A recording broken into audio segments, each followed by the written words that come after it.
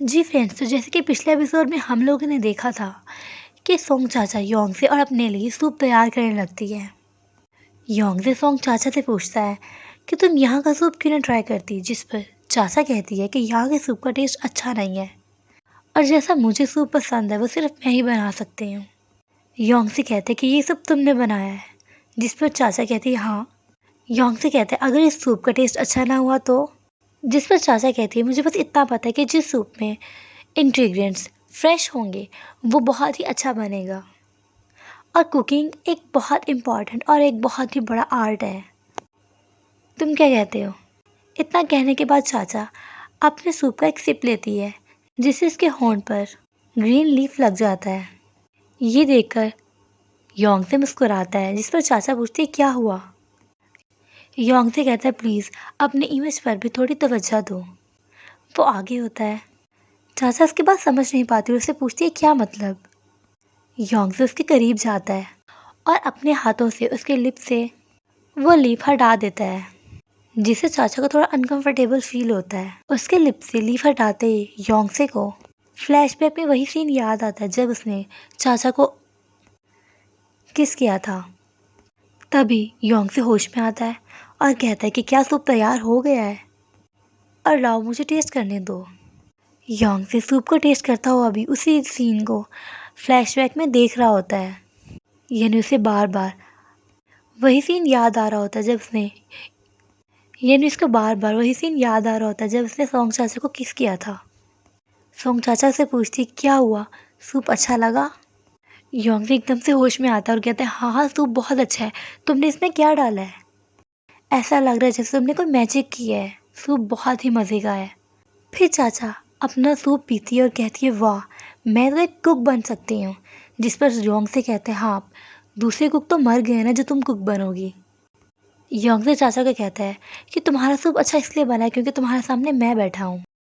इस बात पर सोंग चाचा योंगसे को लुक्स देती है और फिर वो दोनों हंसने लग जाते हैं। फिर सीन चेंज होकर हम लानदियान को देखते हैं, जो कि अपने रिजॉर्ट में फिर रहा होता है। वो चलते चलते एकदम से रुकता है और सोंग चाचा के वो अल्फाज याद करता है जब चाचा ने लानदियान से कहा था कि वो यहाँ पर सिर्फ और सिर्फ काम करने आई है और उसे पूरी तरह से भूलने के लिए उसकी यानी लानदियान की अब उसकी ज़िंदगी में कोई जगह नहीं है। लानदियान ये सब याद करके थोड़ा सा मुस्कुराता है और चल पड़ता है। चलते चलते लानदियान को जावियान और उसके साथ उसकी दोस्त दिखती है। लानदियान को लगता है कि जावियान के साथ सोंग चाचा है। वो भागे भागे उसके पास जाता है और उसको बोल कर कहता है सोंग चाचा। लानदियान उस लड़की की शक्ल देख के, जो कि चाचा नहीं होती, चुप हो जाता है और वहाँ से चला जाता है। जावियान समझ जाती है कि ये चाचा को याद कर रहा है, लेकिन वो दिल ही दिल में कहती है कि इस बदतमीज़ ने तो उसे फायर कर दिया है, बेचारी चाचा। फिर सीन चेंज होता है, हम योंगसे और सोंग चाचा को देखते हैं। योंगसे जियांगची को फ़ोन करता है और खुद ही से उसे बोलता है कि क्या तुम लोग लैंड ट्रेनिंग के लिए जा रहे हो। दूसरी तरफ से जियांगची कहता है क्या मैं क्यों जाऊँगा लैंड ट्रेनिंग के लिए। यानी वो जानबूझ के लैंड ट्रेनिंग का बहाना बना रहा होता है सोंग चाचा के सामने। और इतना कहकर योंगसे फ़ोन कट कर देता है। जियांगची को समझ नहीं पाता कि योंगसे ने ऐसा क्यों कहा। फिर योंगसे सोंग चाचा का हाथ पकड़ कर उसे ले जा रहा होता है कि चाचा उसे रोककर पूछती है अगर वो लोग लैंड ट्रेनिंग के लिए जा रहे हो तो हम वहाँ क्यों जा रहे हैं, हमारा आखिर वहाँ क्या काम। जिस पर योंगसे कहता है हम वहाँ इसलिए जा रहे हैं ताकि तुम लानदियान को देख सको। वो मना करती है लेकिन फिर भी योंगसे उसे कहता है चलो मैं तुम्हारे साथ हूँ, तुम्हारा फेक बॉयफ्रेंड, और हो सकता है कि आज मेरा आखिरी दिन हो। इस पर चाचा हैरानी से उसकी तरफ देखती है और योंगसे आगे चल पड़ता है।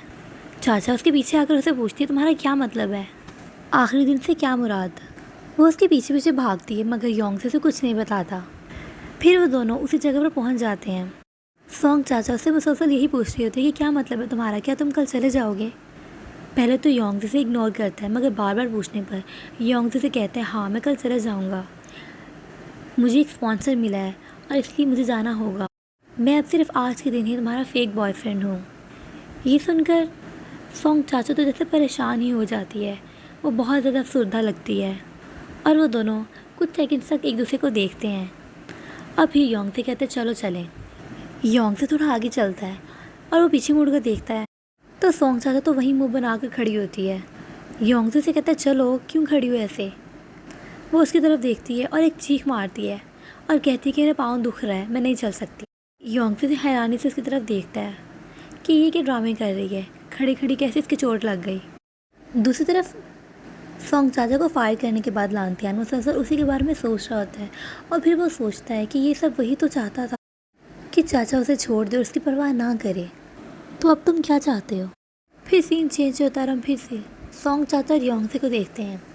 योंगसे सोंग चाचा का हाथ पकड़ उसे एक जगह ले जाता है जो कि बहुत ज़्यादा खूबसूरत होती है। चाचा उससे पूछते हैं कि हम कहाँ आ गए हैं, जिस पर योंगसे उसे बताता है कि ये फायर फ्लाइज है और हम इसे अंधेरे में यानी रात में ही देख सकते हैं। सोंग चाचा ये सब देखकर बहुत खुश होती है और कहती है कि मैं पहली दफ़ा देख रही हूँ। योंगसे को भी सोंग चाचा को ऐसे खुश देखकर बहुत अच्छा लग रहा होता है, वो उसी की तरफ देख रहा होता है। फिर योंगसे सोंग चाचा को बुलाता है और कहता है कि मेरे पास तुम्हारे लिए कुछ है। योंगसे अपनी पॉकेट से एक रिंग निकाल कर सोंग चाचा को देता है, उसके आगे करता है और कहता है कि वैलेंटाइंस डे पे मैंने तुम्हारे लिए ख़रीदी थी, अगर तुम इसे देखकर परेशान हो गया लेना नहीं चाहती तो कोई मसला नहीं। वो इतना कहता ही है कि चाचा जल्दी से उस रिंग को पकड़ लेती है और अपने फिंगर में पहन लेती है और पहनते ही योंगसे को कहती है कि तुम्हें मेरा साइज़ कैसे पता, जिस पर योंगसे मुस्कुराता है और उसके कान में कहता है कि मैं नहीं बताऊँगा।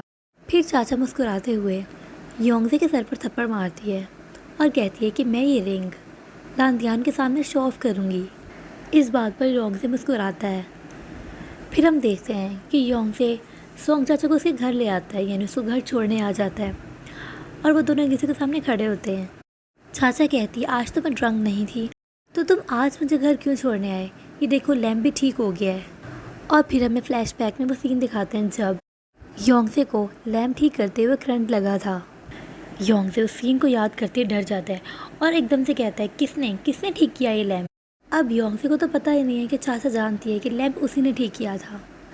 चाचा हंसते हुए उसे बताती है कि ये लैम्प एक पागल इंसान ने ठीक किया है जिसे मरने से बिल्कुल भी डर नहीं लगता था और वो ठीक करते हुए गिरा भी था।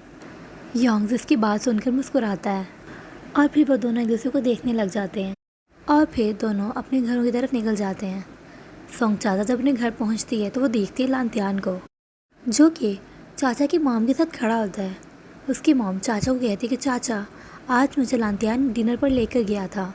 सोंग चाचा लांतियान की तरफ देखती है तो लांतियान मुस्कुराते हुए कहते हैं हाँ काफ़ी टाइम से मैं आया नहीं था। उसकी मॉम लांतियान को कहती है कि तुम जाने से पहले एक कप चाय पी लेना। लांतियान कहते नहीं बहुत लेट हो गया है।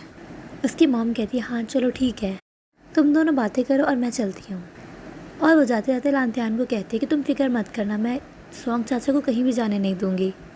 सोंग चाचा की मॉम के अंदर जाते ही सोंग चाचा लांतियान से पूछते कि क्या मतलब था उनका कि वो मुझे कहीं जाने नहीं देंगी।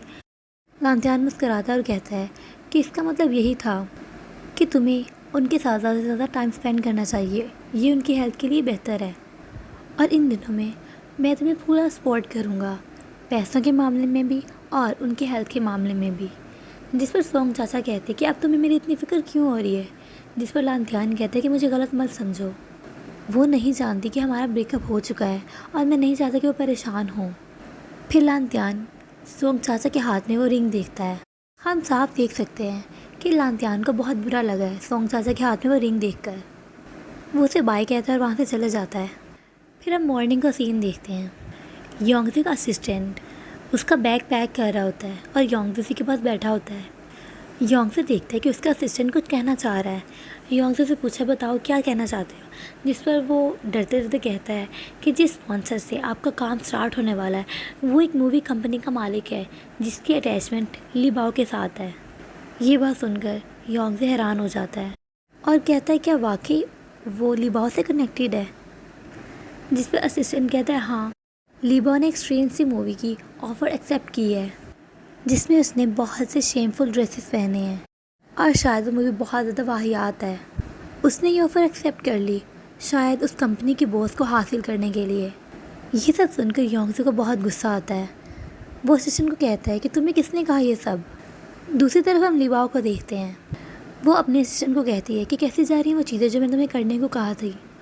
वो कहता है कि हाँ वो सब हो गया है, मैंने योंगसे के एजेंट को सब कुछ बता दिया है। जी तो दोस्तों यहाँ पर हमें पता लगता है कि वो सब झूठ था, यानी जो योंगसे के असिस्टेंट ने उसे बताया वो सब ली बाओ का बना बनाया प्लान था। तभी हम देखते हैं कि ली बाओ को योंगसे की कॉल आती है। वो फ़ौरन से अटेंड करती है। वो ली बाओ से पूछता है कि तुमने मुझे स्पॉन्सर करवाने के लिए कोई मूवी या कुछ ऐसा किया है?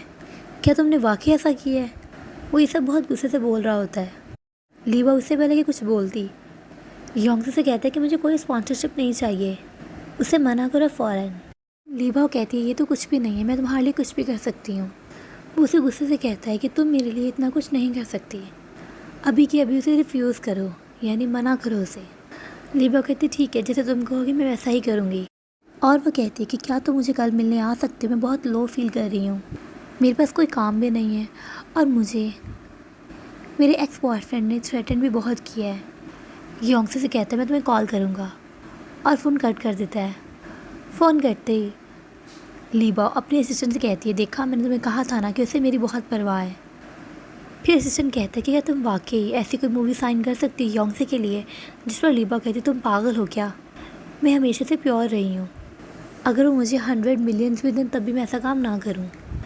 फिर हम योंगसे और उसके एजेंट का सीन देखते हैं। उसका एजेंट उसे कहता है कि मैंने तो सारे पैसे स्पॉन्सर के चक्कर में स्पेंड कर दिए, यानी खर्च कर लिए, अब हम क्या करेंगे, क्या हम वापस घर जाएंगे? योंगसे भी काफ़ी परेशान होता है। और फिर सामने से योंगसे के पास मिस फांग आती हैं। योंगसे का एजेंट उसे देखकर हैरान हो जाता है क्योंकि उसका बहुत बड़ा फ़ैन होता है। मिस फांग योंगसे से कहती है कि मुझे तुमसे बात करनी है, जिस पर योंगसे कहता है मैं बिज़ी हूँ, सॉरी।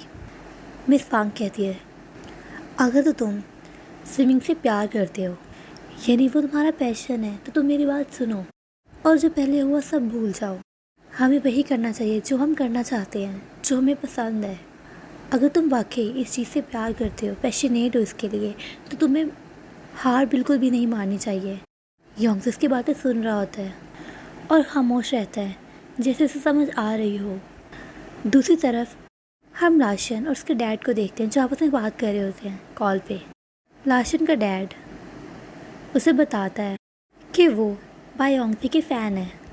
ये बात सुनकर लाशन बहुत ज़्यादा चौंक जाती है और हैरानी से कहती है क्या, जिंगशिन ग्रुप चेयरमैन की बेटी योंगसे के फ़ैन है? उसे इतना हैरान देखकर लाशन का डैड कहता है कि मुझे लगता है कि मुझे हैनान खुद आना ही होगा। फिर वो कहता है कि तुम बायोंगसे और लांतियान को इकट्ठा करो, हम रात को डिनर साथ करेंगे। इतना कहकर वो फ़ोन कट कर देता है। दोस्तों लाशन तो बहुत बुरा फंस गई है क्योंकि उसकी और योंगसे की काफ़ी बहस हुई थी सोंग चाचा के रिलेटेड, और इसी बहस में योंगसे रिजॉर्ट छोड़कर चला गया था। अब वो सोच रही होती कि वो योंगसे को कैसे वापस लाए। वो भागी भागी लांतियान के पास जाती है जो कि जिम में होता है। लाशन लांतियान को कहती है कि मुझे पता है तुमने उसकी मिन्नत की है और वो वापस आ रहा है, जिस पर लांतियान कहता है कि मैं भला उसकी मिन्नत क्यों करूँगा, ये तुम्हारा काम है। लाशान कहती है लेकिन तुम दोनों तो अच्छे दोस्त हो। लांतियान कहते हैं अच्छे दोस्त जैसा दिख रहा होता है वैसा कभी कभार नहीं भी होता। लाशान कहती है लेकिन तुम दोनों तो हमेशा साथ रहे हो, अब क्या हो गया है? फिर लाशन योंगसे लांतियान के कोच के पास जाती है और कोच को कहती है कि अपने स्टूडेंट को वापस लाओ, उसकी मिन्नत करो। जिस पर कोच कहता है कि बिल्कुल नहीं, मैं उसकी मिन्नत बिल्कुल नहीं करूँगा, कसूर चाहे किसी का भी हो। लाशन कहती है आखिरकार वो तुम्हारा स्टूडेंट है, जिस पर कोच कहता है कि मुझे ऐसे स्टूडेंट नहीं चाहिए, सॉरी। कोच उसकी बिल्कुल बात नहीं मानता और उसे कहता है तुम यहाँ से जाओ नहीं तो मैं चले जाऊँगा। लाशन गुस्सा होकर वहाँ से चले जाती है। कोच दरवाजे की तरफ देख ही रहा होता है कि वो वापस आ जाती है और रोते हुए उसे कहती है कि प्लीज़ मेरी हेल्प करो, अगर योंगसे नहीं आया तो मैं मर जाऊँगी। लाशन कोच को कहती है कि मैं तुम्हें पैसे दूँगी, तुम जो चाहोगे मैं तुम्हें वो दूँगी, मैं तुम्हें प्रॉमिस करती हूँ कि मैं तुम्हें डेट करूँगी, प्लीज़। कोच उसकी तरफ देखता है और उसे कहता है कि तुम पागल हो, तुम क्या कह रही हो कि मैं उसकी मिन्नत करूं और तुम्हें डेट करूं? क्या तुम मेरे लिए गिफ्ट हो? ये कैसा लॉजिक हुआ? लाशन फिर से रोने लगती है और कहती है प्लीज़ तुम मुझे उसे वापस लाने में हेल्प करो। लाशन उसे बहुत मनाती है, आखिर में उसे मानना ही होता है। फिर नेक्स्ट सीन देखते हैं जिसमें योंगसे अपनी कार में बैठ रहा होता है जाने के लिए, तभी उसे कोच की कॉल आती है और कोच उसे कैफ़े में बुलाता है। सीन चेंज होता है, हम उन दोनों को कैफ़े में बैठा देखते हैं। योंगसे कोच को कहता है कि मैं जाने ही वाला था अपनी फ़्लाइट की तरफ, तो प्लीज़ आप जल्द से जल्द पॉइंट पर आएँ। कोच उसे सच बताता है कि लाशन यानी लांतियान की बहन चाहती है कि मैं तुम्हें वापस ले आऊँ। फिर कोच कहता है कि मैं वो इंसान नहीं हूँ जो किसी के लिए कुछ करे, लेकिन उसके लफ्ज़ों ने यानी लाशन के लफ्ज़ों ने मुझे मेरे माइंड को बदल दिया। उसने मुझे कहा एज अ कोच अपने स्टूडेंट्स के लिए फीलिंग्स रखनी चाहिए, यानी उनके लिए अपने दिल को नर्म रखना चाहिए, और वैसे भी मुझे तुम में वो लगन वो कोशिश दिखी है जो कि एक अच्छे स्विमर में होनी चाहिए। तुम अपने काम को लेकर पैशनेट हो और यही तुम में सबसे अच्छी क्वालिटी है। हमारे जैसे भी ताल्लुकात रहे हों, लेकिन तुम्हें ट्रेनिंग देते हुए मैंने फ़ील किया है कि तुम गिफ्टेड हो, एक बहुत ही काबिल स्विमर हो और तुम अपने स्किल्स पर काम कर सकते हो। अब आगे तुम्हारी मर्ज़ी है, तुम्हें राह दिखाना मेरा काम था। योंगसी को उसकी बातें सुनकर कुछ अच्छा लगता है और कोच भी ये बातें पूरे दिल से कह रहा होता है। फिर हम नेक्स्ट सीन देखते हैं जहाँ पर चेयरमैन की बेटी नाना रिजॉर्ट पे पहुँच जाती है और यहीं पर 12th एपिसोड ख़त्म हो जाता है। नेक्स्ट एपिसोड देखने के लिए हमारे साथ बने रहिए और हमारे चैनल को सब्सक्राइब कीजिए। Thank you for watching.